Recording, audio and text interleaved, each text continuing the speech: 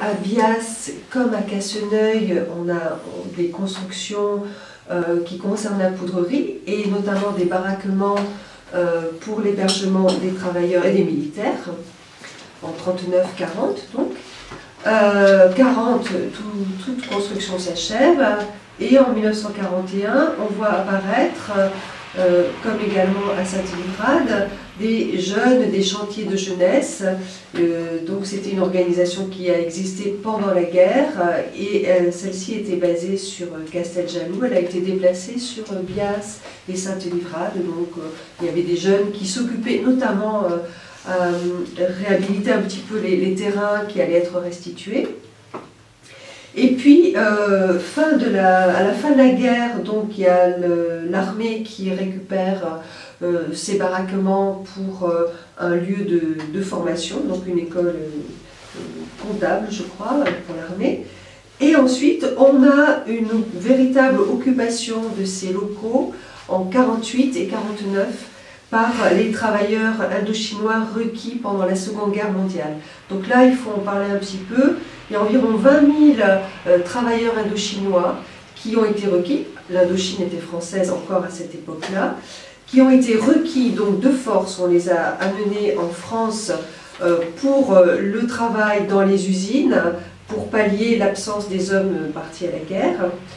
Donc officiellement en 1940, il n'y a plus de combat puisqu'il y a l'armistice. Logiquement, ces Indochinois auraient dû être rapatriés, ils ne l'ont pas été. On les a fait travailler dans divers chantiers, alors par exemple dans la culture du riz en Camargue, dans les forêts, dans l'aménagement des voies sur berge et des rivières dans le sud d'Ordogne par exemple, également à l'usine de Fumel. Certains ont travaillé là à l'usine de Fumel. Et puis, il faut savoir que on les a... donc ils étaient répartis sur le territoire français, mais on peut dire très sincèrement qu'on les a exploités parce qu'on les faisait travailler, on leur donnait... ils n'avaient pas suffisamment à manger et on ne les payait pas. Et donc il y a eu des mouvements de grève, de révolte, en sachant aussi que il y avait ceux qui étaient politisés, qui avaient cette conscience politique d'un désir d'indépendance du Vietnam. Et donc, une chose, une autre, en France, on a commencé à les voir d'un mauvais œil et à vouloir empêcher les meneurs de mener leur propagande. Et donc, on les a concentrés dans ces camps de Bias et Saint-Livrade avant de les rapatrier. La fin des rapatriements a eu lieu en 1952 pour les derniers. Donc en 48-49, on a cette population à Bias et on a notamment dans nos amis à Ancrage, Françoise qui est née d'un père vietnamien et d'une mère française au camp de Bias. Son père se trouvait là à ce moment-là, c'était le chauffeur du directeur du camp. Donc lui a fait partie de ceux qui n'ont pas été rapatriés puisqu'il s'est marié à une Française et donc il a travaillé ensuite à l'usine de Fumel. Voilà. Après cela, une autre population en provenance du même endroit est arrivée en 1956, donc, puisqu'à ce moment-là, la France a perdu la guerre d'Indochine.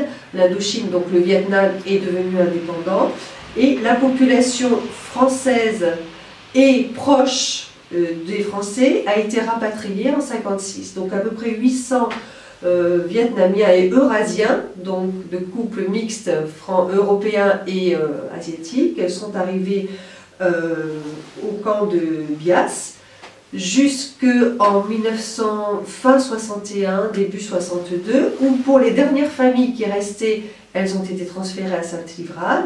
On a nettoyé le camp et à partir de janvier 63, on a accueilli environ 1 millier de Harkis.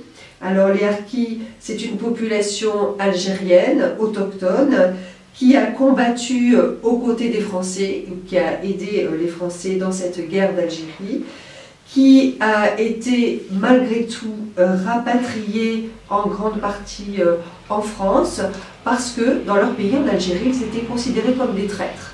Voilà, donc ce camp situé sur l'actuel quartier cité Paloumé, a abrité donc ces harkis jusqu'en 1975 officiellement, où là le camp a été détruit. Il n'en reste que 2 baraques et des logements sociaux ont été construits quelques années plus tard. Donc sur cet emplacement, on trouve encore cette population à laquelle on rend hommage et dont on fait mémoire sur cet emplacement même. Depuis 2005, le président Chirac avait déclaré que le 25 septembre était journée nationale d'hommage aux harkis. Et donc, une stèle a été érigée sur cet emplacement et chaque année, il y a une commémoration.